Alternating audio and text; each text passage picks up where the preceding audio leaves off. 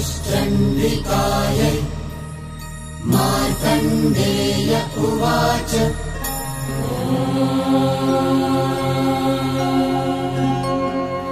यद्गुह्यं परमं लोके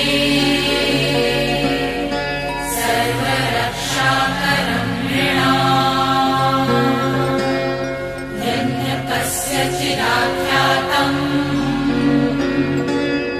तन्मे ब्रूहि पितामहः। ब्रह्मोवाच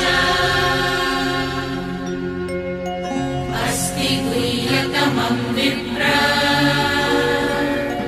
सर्वभूतोपकारकम् देव्यास्तु कवचं पुण्यम् तच्छृणुष्व महामुने। प्रथमं शैलपुत्री च द्वितीयं ब्रह्मचारिणी तृतीयं चन्द्रघण्टेति कुष्माण्डेति चतुर्थकम् पञ्चमं स्कन्दमातेति षष्ठं कात्यायनीति च सप्तमं कालरात्रीति महागौरीति चाष्टमम् नवमं सिद्धिदात्री च नवदुर्गाः प्रकीर्तिता उक्तान्येतानि नामानि ब्रह्मणैव महात्मना। अग्निना दह्यमानस्तु शत्रुमध्ये गतो रणे विषमे दुर्गमे चैव भयार्ताः शरणं गताः न तेषां जायते किञ्चिदशुभं रणसङ्कटे नापदं तस्य पश्यामि शोकदुःखभयं नहि। यैस्तु भक्त्या स्मृता तेषां वृद्धिः प्रजायते ये त्वां स्मरन्ति देवेशि रक्षसे तान् संशयः।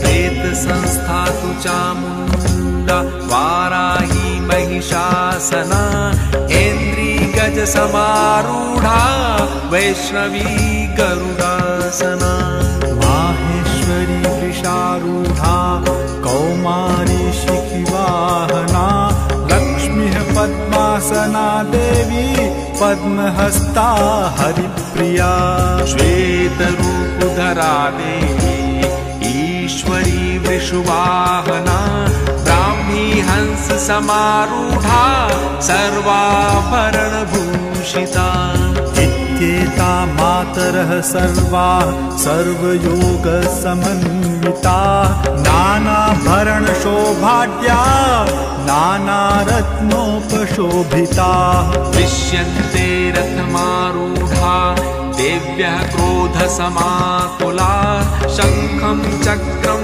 गदां शक्तिं हलं च मुसलायुधम् खेटकं तोमरं चैव परशुं पाशमेव च कुन्तायुधं त्रिशूलं च शारङ्गायुधमुत्तमम्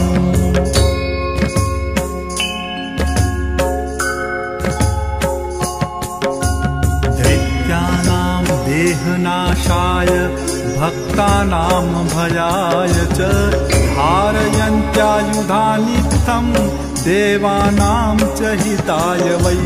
नमस्तेस्तु महारौद्रे महाघोरपराक्रमे महाबले महोत्साहे महाभयविनाशिनी त्राहि मां देवि दुष्प्रेक्षे शत्रूणां भयवर्धिनी प्राच्यां रक्षतु मामैन्द्रि आग्नेयामग्निदेवता दक्षिणे वतु वाराहि नैऋत्यां खड्गधारिणी प्रतीच्यां वारुणी रक्षेत् वायव्यां मृगवाहिनी दिच्यां पातु कौमारी ऐशान्यां शूलधारिणी ऊर्ध्वं ब्रह्माणि मे रक्षे दधस्ताद्वैष्णवी तथा एवं दश दिशो रक्षे चामुण्डा शर्वा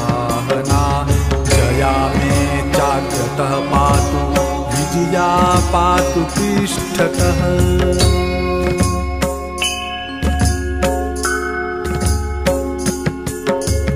अचिता वाम पार्श्वे तु दक्षिणे चापराजिता शिखामुद्योतिनी रक्षे धूमामूर्धनि व्यवस्थिता।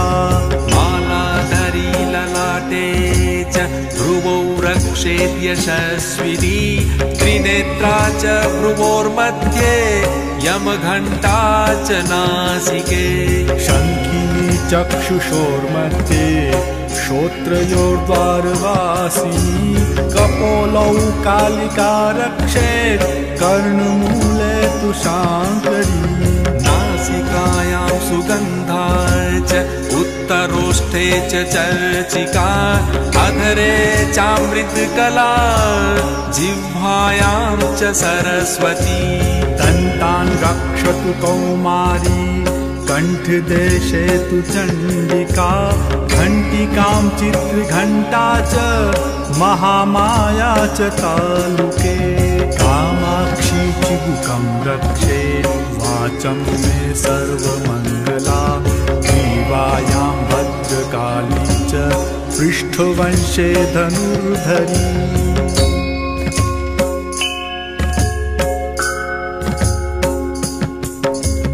नीलग्रीवा बहिर्कण्ठे नलिकां नलकूबरी स्कन्धयो खड्गिनी रक्षेत् बाहू मे वज्रधारिणी।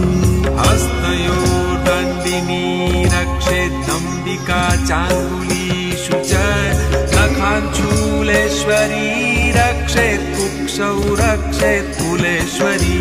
स्तनौ रक्षेत् महादेवी मनः शोकविनाशिनी हृदये ललिता देवी उदरे शूलधारिणी। नाभौ च कामिनी रक्षेत् गुह्यं गुह्येश्वरी तथा पूतना कामिका मेढ्रं गुदे महिषवाहिनी। कट्यां भगवती रक्षेत् जानुनी विन्ध्यवासिनी जङ्घे महाबला रक्षेत् सर्वकामप्रदायिनी। गुल्फयो नारसिंहं च पादपृष्ठे तु तेजसी पादाम्बुलीषु श्रीरक्षेत् पादाधस्तलवासिनी।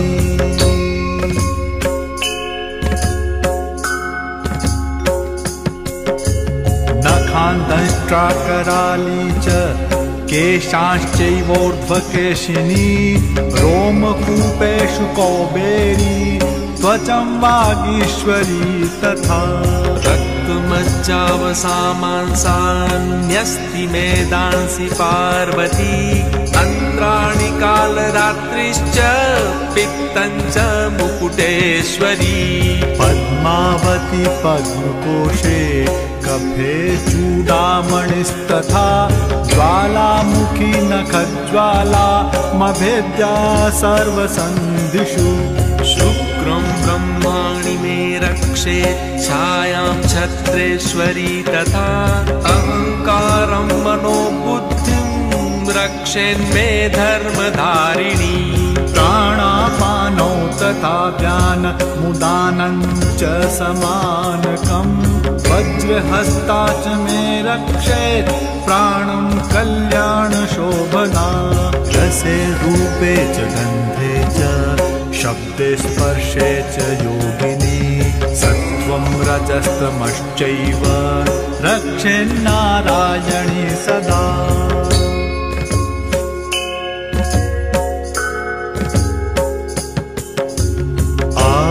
रक्षतु वाराही धर्मं रक्षतु वैष्णवी यशः कीर्तिं च लक्ष्मीं च धनं विद्यां च चक्रिणी। पुत्रमिन्द्राणि मे रक्षेत् पशुन्मे रक्ष चण्डिके पुत्रान् रक्षेन्महालक्ष्मीर्भार्यां रक्षतु भैरवी। पन्थानं सुपथा रक्षेन्मार्गं क्षेमकरी तथा राजद्वारे महालक्ष्मी विजया सर्वतः स्थिता। रक्षाहीनं तु यत्स्थानं वर्जितं कवचेन तु तत्सर्वं रक्ष मे देवी जयन्ती पापनाशिनी। पदमेकं न गच्छेत्तु यदिच्छेच्छुभमात्मनः कवचेनावृतो नित्यं यत्र यत्रैव गच्छति तत्र तत्रार्थलाभश्च विजयः सार्वकामिकः। यं यं चिन्तयते कामं तं तं प्राप्नोति निश्चितं परमैश्वर्यमतुलं प्राप्स्यते भूतले पुमान्।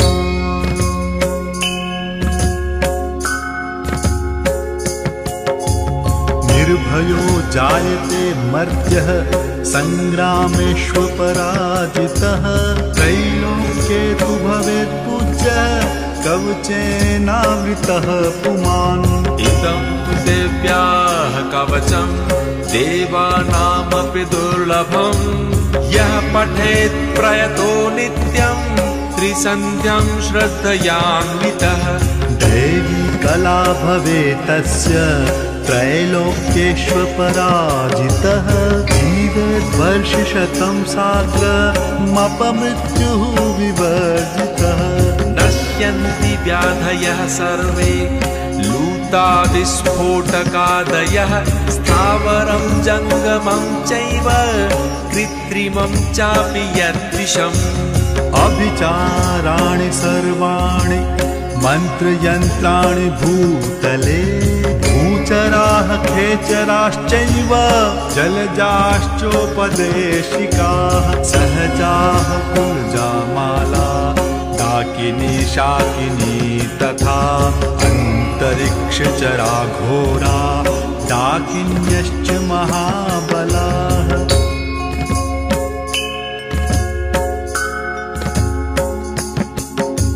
ग्रहभूतपिशाचाश्च यक्षगन्धर्वराक्षसाः ब्रह्मराक्षसवेताला कूष्माण्डा भैरवादयः। नश्यन्ति दर्शनातस्य कवचे हृदि संस्थिते मानोन्नतिर्भवेद्राज्ञस्तेजो वृद्धिकरं परम्। यशसा वर्धत सोऽपि कीर्तिमण्डित भूतले जपेत् सप्तशतीं चण्डीं कृत्वा तु कवचं पुरा। यावत् भूमण्डलं धत्ते शशैलवनकारणं तावत् तिष्ठति मेदिन्यां सन्ततिः पुत्रपौत्रिकी। देहान्ते परमं स्थानं यत्सुरैरपि दुर्लभं प्राप्नोति पुरुषो नित्यं महामाया प्रसादतः। लभते परमं रूपं शिवेन सह मोदते।